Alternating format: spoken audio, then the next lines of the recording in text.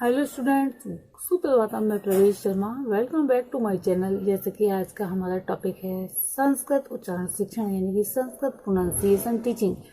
संस्कृत उच्चारण का शिक्षा के क्षेत्र में विशेष स्थान है, क्योंकि अति प्राचीन समय से ही संस्कृत का अध्ययन अध्यापन मौखिक रूप से ही हुआ करता था और छात्र श्लोक और मंत्रों को कंठस्थ किया करते थे और गुरु के समक्ष सुनाया करते थे। उच्चारण के संबंध में हम कह सकते हैं कि उच्चारण क्या है, तो pronunciation is the way in which a agreed or a language is spoken. This may refer to generally agreed upon sequences of sounds used in speaking a given word or language in a specific dialect. Correct pronunciation or simply the way a particular individual speaks a word or language. कहने का तात्पर्य यह है कि उच्चारण वह तरीका है जिसमें कोई शब्द या भाषा बोली जाती है। वह ये आमतौर पर किसी एक विशिष्ट बोली यानी कि सही उच्चारण में किसी दिए गए शब्द या भाषा को बोलने में उपयोग की जाने वाली ध्वनियों के उपक्रमों को संदर्भित कर सकता है, यह किसी विशेष व्यक्ति द्वारा किसी शब्द या भाषा को बोलने का तरीका है। तात्पर्य ये है कि ये कंठ, तालु, जिह्वा आदि के प्रयत्न से जो शब्द बाहर आते हैं वही उच्चारण होता है। कोई भी भाषा मूलतः उच्चारित होती है, अतः उच्चारण वह मेरुदंड है जिसके आधार पर भाषा का शरीर खड़ा होता है। भाषा का सौंदर्य, सौष्ठव, गठन एवं शुद्धता की उच्चारण की शुद्धता पर ही निर्भर होती है। आर.पी. कुलश्रेष्ठ ने अपने शब्दों में इसके विषय में कहा है कि व्याकरण से भी दोगुना महत्व उच्चारण का है, यानी कि प्रोनाउंसिएशन का है। एक जो है सुउच्चारित वाक्य व्याकरण असम्मत रहने पर भी अर्थ प्रदान करता है, किंतु पूर्ण व्याकरण सम्मत वाक्य अशुद्ध उच्चारित होने पर श्रोता समझ नहीं पाता या अपूर्ण रूप से समझता है अथवा प्रयत्न करके ही समझ पाता है। वैसे तो सभी जितनी भी लैंग्वेजेस हैं में प्रोनाउंसिएशन का बहुत महत्व है, इम्पोर्टेंस है, किंतु संस्कृत में उच्चारण का विशेष महत्व है, क्योंकि संस्कृत के आदि ग्रंथ वेदों की परंपरा जो है मौखिक ही चली आ रही है। इस विषय में महर्षि पाणिनि लिखते हैं, मंतो हीनो सदतो वर्णतो वा मिथ्या प्रयुक्तो न तमर्थमाह स वाग्वज्रो यजमानम हिनस्ति यथेन्द्र शत्रु सदतो अपराधात्। अर्थात यदि स्वर अथवा वर्ण को विकृत कर किसी मंत्र का अशुद्ध उच्चारण किया जाता है तो वह अशुद्ध वाणी कार्य सिद्धि के लिए यजमान द्वारा किए गए यज्ञ को अथवा स्वयं यजमान को इसी प्रकार नष्ट कर देगी जिस प्रकार स्वर को विकृत करने पर इंद्र का शत्रु वृत्रासुर मारा गया था। कहने का तात्पर्य यह है कि एक उच्चारण दोष होना अपराध के समान होता है, क्योंकि जो बात उच्चारित की जा रही है अगर वह श्रोता के समझ में नहीं आ रही है तो अर्थ का अनर्थ होगा ही।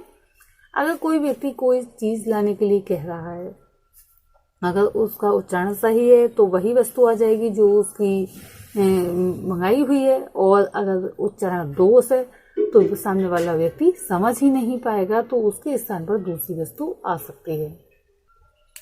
इस विषय में महर्षि पतंजलि लिखते हैं, एको शब्द समय ज्ञातः सुप्रयुक्त स्वर्गे लोके च काम दुग भवति। अर्थात अच्छी तरह एक भी शब्द जान लिया जाए तो लोक एवं परलोक दोनों में ही कामनाओं की पूर्ति करने वाला होता है। महर्षि पाणिनि ही आगे लिखते हैं, एक वर्ण प्रयोक्तव्या वाग व्यक्तः न च पीड़ितः सम्यग् वर्णः प्रयोगेण ब्रह्मलोके महीयते सुतीर्थाद् गतः व्यक्तं स्वाम्नायं सुव्यवस्थितं सुस्वरेण सुवक्त्रेण प्रयुक्तं वर्ण राजते। कहने का तात्पर्य यह है कि इस प्रकार यानी कि वर्णों का प्रयोग किया जाना चाहिए कि वे ना तो अव्यक्त या स्पष्ट उच्चारित हों और ना ही पीड़ित या कर्कश ध्वनि से यानी कि साउंड से युक्त हों। वर्णों के समुचित प्रयोग द्वारा मनुष्य ब्रह्मलोक में महिमा मंडित होता है।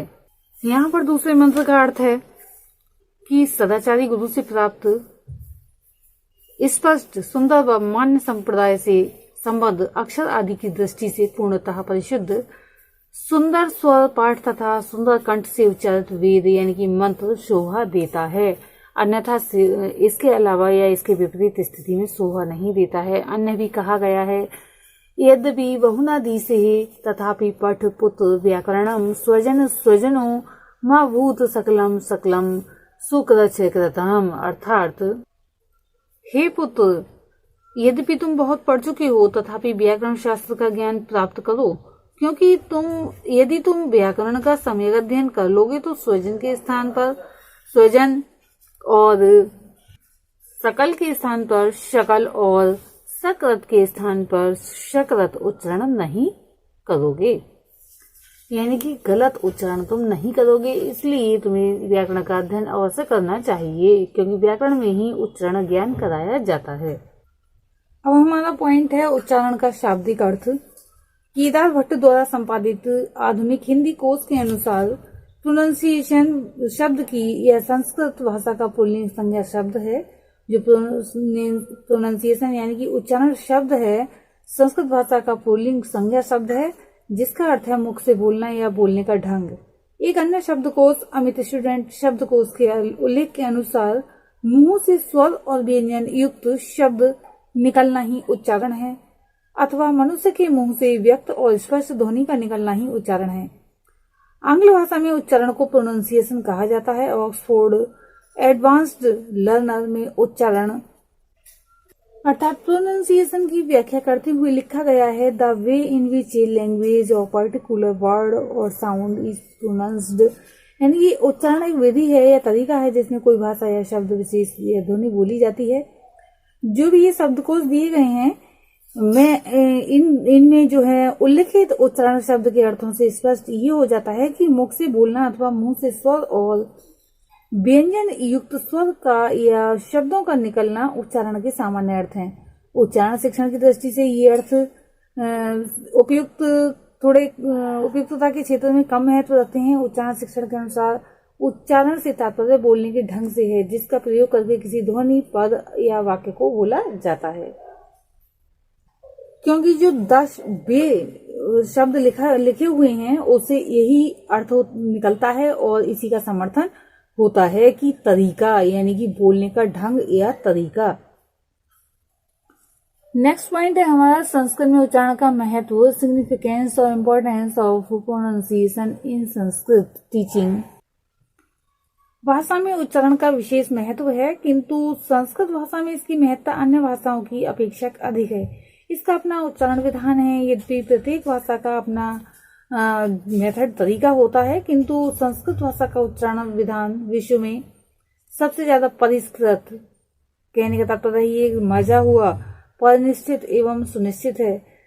वैदिक काल से ही उच्चारण के क्षेत्र में अनुसंधान होते रहे हैं। षड वेदांगों में शिक्षा नामक वेदांग उच्चारण से ही संबंधित है। इस वेदांग में वेद मंत्रों के शुद्ध उच्चारण को शिक्षा माना गया है।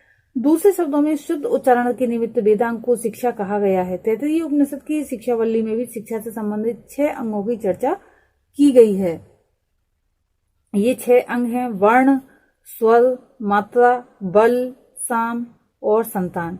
वर्ण में अक्षर ज्ञान, वर्णमाला ज्ञान, स्वर में उदात्त, अनुदात्त व स्वरित, मात्रा में ह्रस्व, दीर्घ व प्लुत, बल में आभ्यंतर व बाहरी प्रयत्न, साम में दोष रहित, माधुर्य, साम्य युक्त, स्पष्ट व सुस्वर उच्चारण और संतान में पदों की अति सन्निधि से मतलब निकटता तथा शीघ्रता से एक के बाद दूसरे पद का उच्चारण सम्मिलित है। ये सभी अंग उच्चारण विधान से ही संबंध है।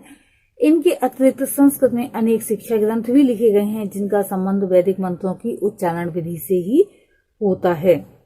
आज के लिए इतना ही। नेक्स्ट वीडियो में धन्यवाद।